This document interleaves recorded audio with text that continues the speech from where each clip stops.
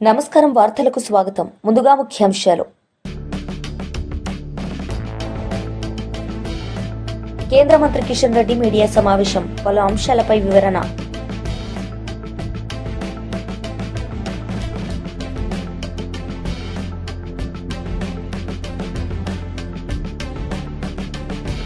దేవాదాయ శాఖ మంత్రి వర్యులు ఆనం రామనారాయణ రెడ్డి మీడియా సమావేశం. పలు అంశాలపై వివరణ.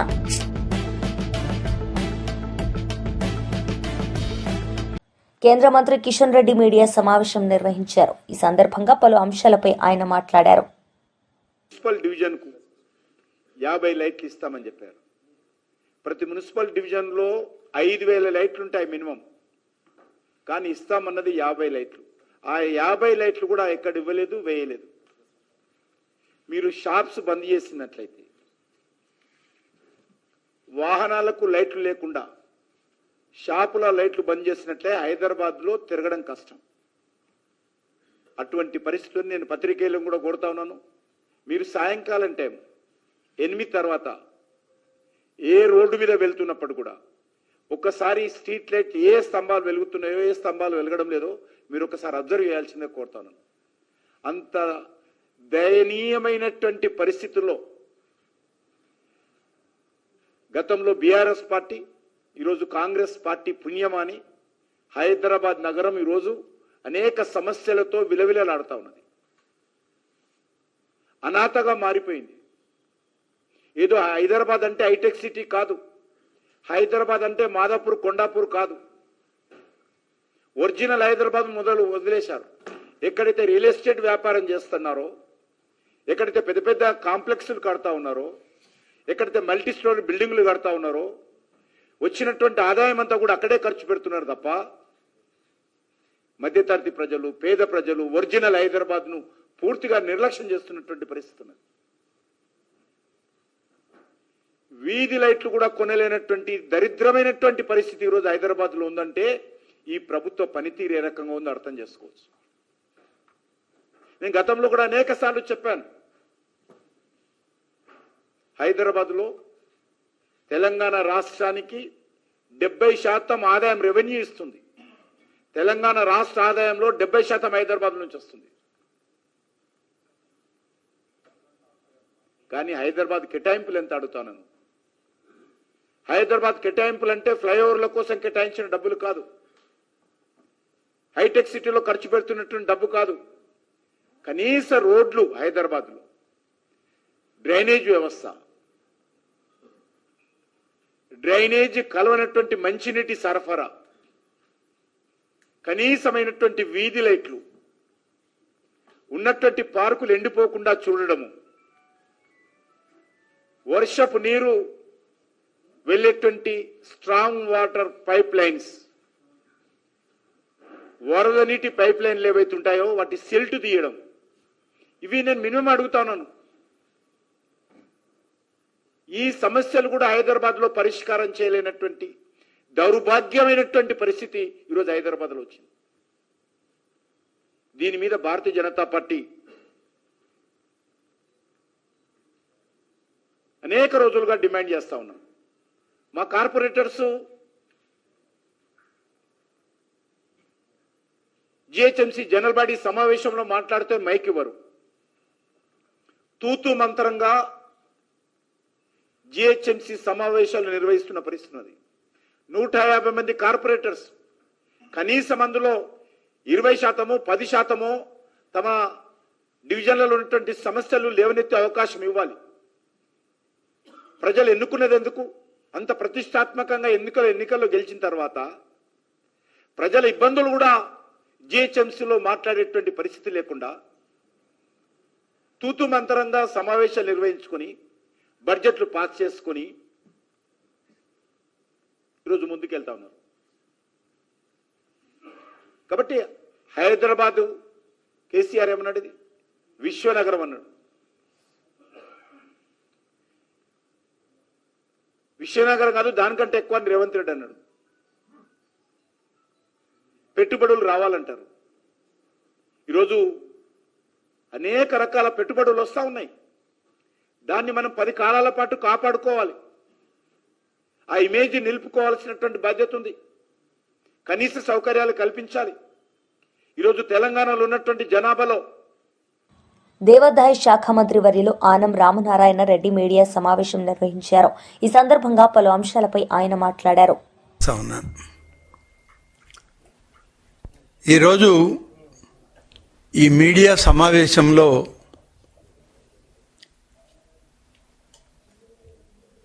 ఒక ప్రత్యేకమైన పరిస్థితుల్లో ఈ రాష్ట్రంలో అనుకోని విధంగా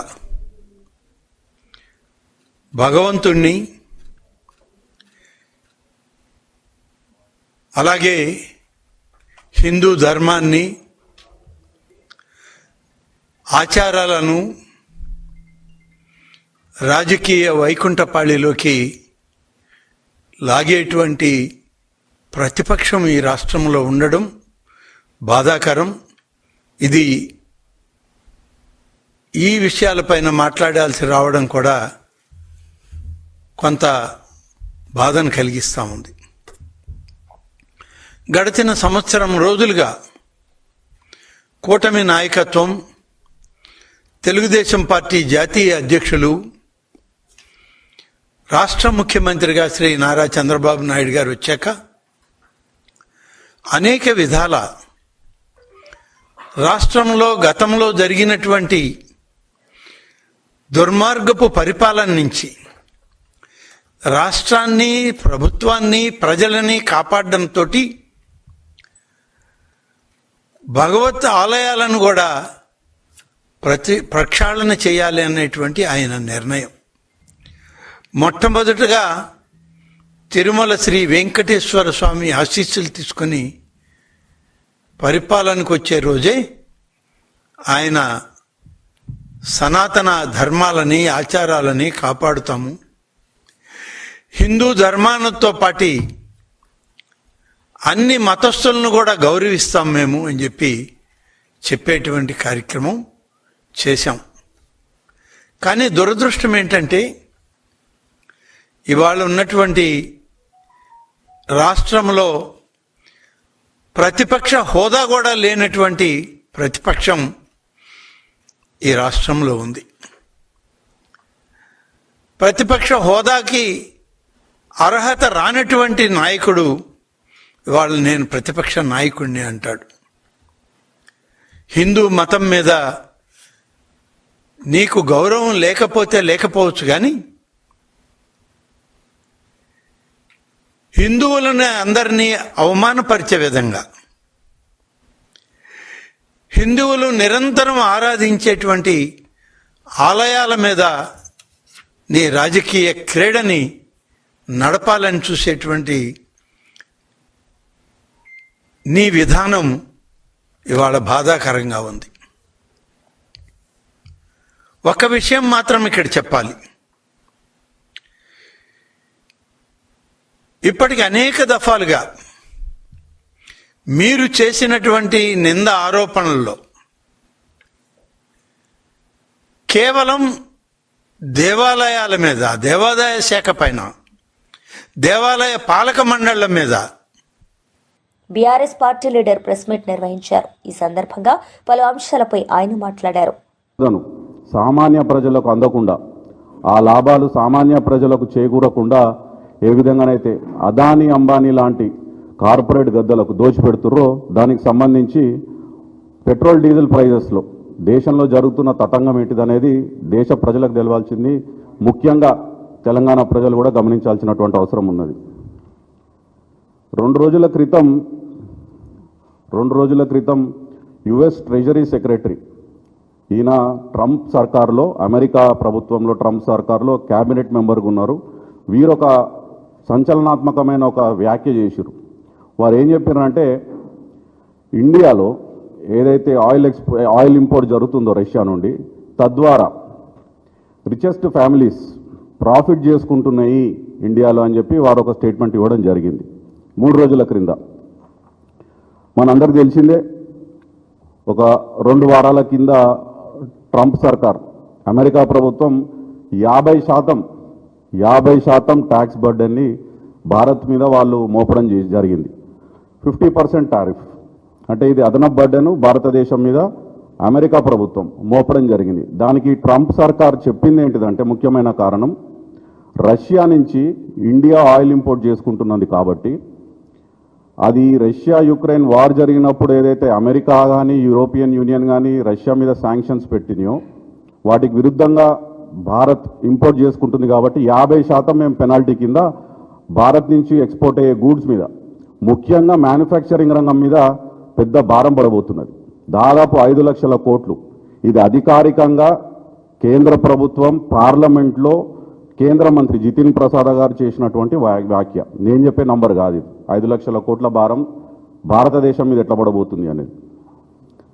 అయితే ఈ 50% ఏదైతే ట్రంప్ అమెరికా ప్రభుత్వం అయితే భారతదేశం మీద మోపిందో దీనికి సంబంధించి అసలు ఈ రష్యా ఆయిల్ ఇంపోర్ట్ ఏంటిది, ఈ ప్రాఫిట్ చేసుకున్న రిచెస్ట్ ఫ్యామిలీస్ ఎవరు, అమెరికా భారత్ మీద 50% ఎందుకు మోపింది, తద్వారా సామాన్య ప్రజలకు భారతదేశంలో ఉన్నటువంటి సామాన్య ప్రజలకు పెట్రోల్ డీజిల్ ప్రైజెస్ మీద ఎక్కడ కూడా ఒక రూపాయి కూడా రిలీఫ్ ఎందుకు రావట్లేదు అనేది ముఖ్యంగా చర్చించుకోవడానికి నేను ఈ ప్రెస్ మీట్ పెట్టడం జరిగింది. అయితే దానికి సంబంధించి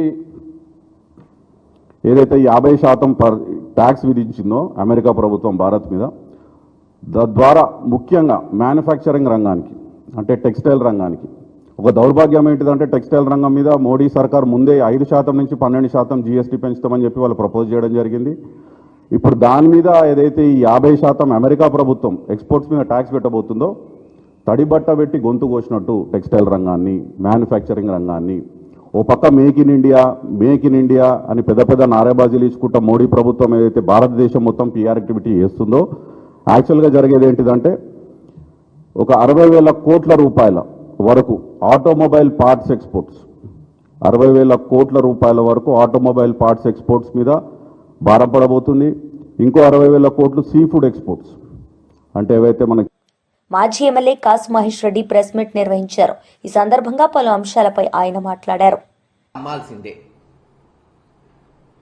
అనుకోవచ్చు, ఏందబ్బాయి కోళ్ళు అమ్మితే ఏం డబ్బులు వస్తాయి, ఈ పనికి మాలిన పని ఏంది, ఈ సిగ్గుమాలిన పని ఏంది తెలుగుదేశం నాయకులు చేసేదంటే రోజుకు 2,000 కోళ్ళు అమ్ముతారంట, సుమారు 50,000 రూపాయలు రోజుకు లాభం. ఊహించండి, 50,000 రోజుకు లాభం, నెలకి 15 లక్షలు, సంవత్సరానికి 1,80,00,000 నుంచి 2 కోట్లు ఒక్క దాచేపల్లి మండలంలో. ఇది ట్రయల్ రన్ చేశారు. ఇప్పుడేంది, నియోజకవర్గం మొత్తం కూడా ఆవిష్కరించాలి. ఈ గొప్ప పని నియోజకవర్గంలో ఉన్న గురజాల మండలం, మాచవరం మండలం, పిడుగురాళ్ల మండలం, పిడుగురాళ్ల పట్టణాలకు తీసుకెళ్తే సంవత్సరానికి కనీసం ఒక 6 నుంచి 10 కోట్లు సంపాదించవచ్చని ప్రణాళిక చేస్తున్నారు. నేను అడుగుతున్నా ఈ రోజున చంద్రబాబు నాయుడు గారిని, లోకేష్ గారిని, దీని కొరకైనా ప్రజలు మిమ్మల్ని గెలిపించింది? కోళ్ళు అమ్ముకోవడానికి, దానికి మళ్ళీ మాఫియా, దానికి పోలీసులు బెదిరించటం. ఊహించండి, నేను అడిగేది ఒకటే, రేపు ఇంకోడు వస్తాడు, పందులు అమ్ముకుంటాను, మటన్ అమ్ముకుంటాను, చేపలు అమ్ముకుంటాను అంటాడు ఇంకో తెలుగుదేశం నాయకుడు. వాడికి ఇస్తారా? లేదు, మరొకడు వస్తాడు, హెట్ కూరగాయలు మొత్తం నేనే అమ్మాలి, ఇంకోటి అమ్మకూడదు, ఎవడు కూడా ఆ లాభాలన్నీ చేసుకోవాలి అంటాడు. అతనికి ఇస్తారా? లేదా గుళ్ళో కొంతమంది అడుక్కుంటున్నారు పాపం, ఏమీ చేయలేక దుస్థితిలో. ఓ 20 మంది ఉంటారు, తలా 200, 300 సంపాదించుకుంటారు, 400 రావచ్చేమో ఆదివారాల్లో. ఇంకోటి వచ్చి వాళ్ళందరినీ తీసేయి ఆయనకే అవకాశం ఇవ్వమంటాడు. ఇస్తాడా ఎరపతినేని శ్రీనివాసరావు గారు? ఏంది కుంభకోణాలు? ఇప్పటికే వీధికి ఒక మద్యం దుకాణం, పేకాట క్లబ్బులైతే ప్రతి ఊర్లో కనీసం 4-5 విచ్చలవిడిగా. ఇవి చాలన్నప్పుడు ఇప్పుడు కోడి, ఇంకా ఆ తర్వాత ఎన్ని చూస్తాము. తక్షణమే అధికారులు దీంట్లో ప్రమేయం ఉన్న వాళ్ళని ఆపి, అలాగే నష్టపోయిన వాళ్ళని పిలిపించి చిత్తశుద్ధి ఉంటే న్యాయం చేయమని డిమాండ్ చేస్తున్నాం. లేకపోతే ఇది ఇంతటితో ఆగదు. ఒక కొత్త విష సంస్కృతిని తీసుకురావద్దు. సరే, వైన్ షాపులు లాక్కున్నారు, బెల్ట్ షాపులు చేసుకుంటున్నారు, మైన్లు మీరే చేస్తున్నారు, సరే ప్రభుత్వం ఇస్తుంది కాబట్టి అధికారం.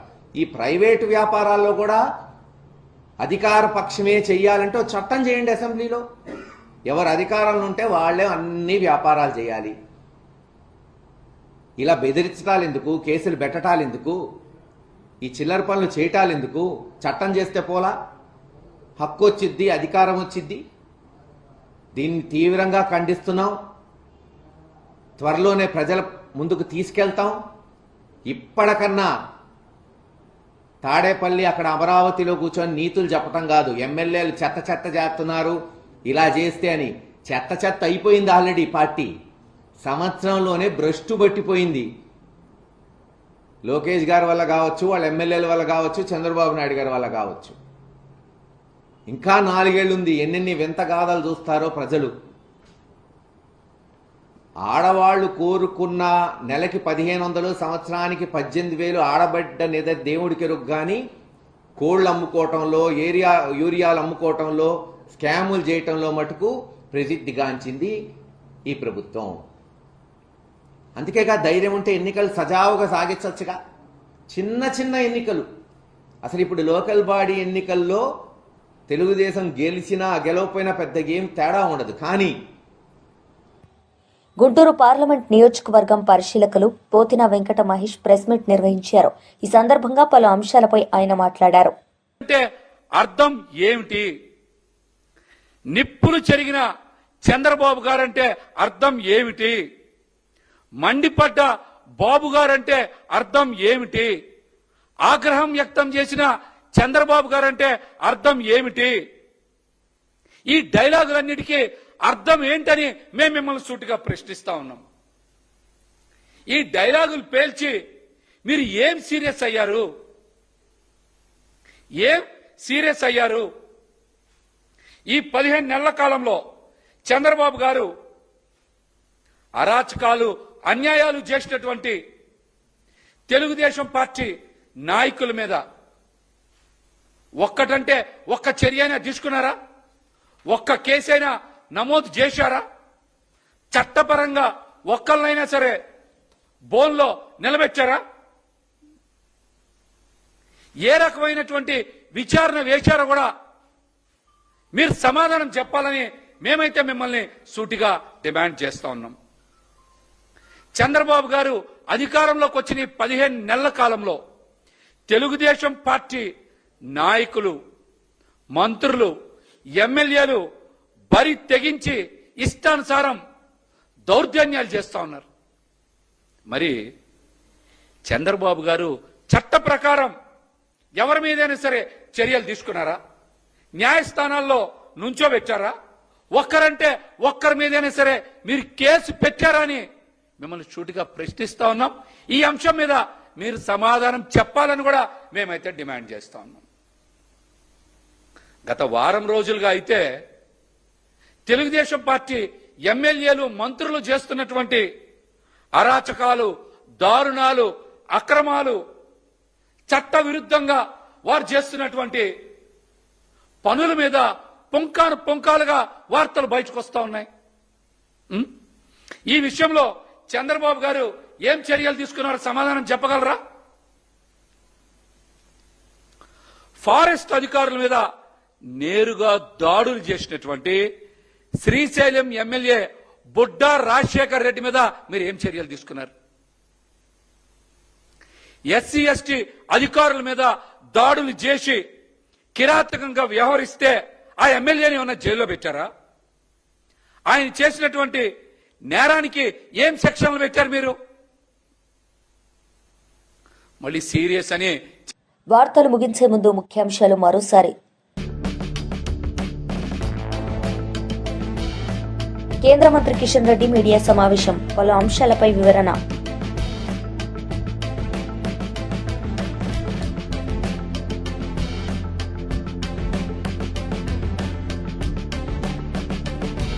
దేవాదాయ శాఖ మంత్రి వర్యులు ఆనం రామనారాయణ రెడ్డి మీడియా సమావేశం, పలు అంశాలపై వివరణ.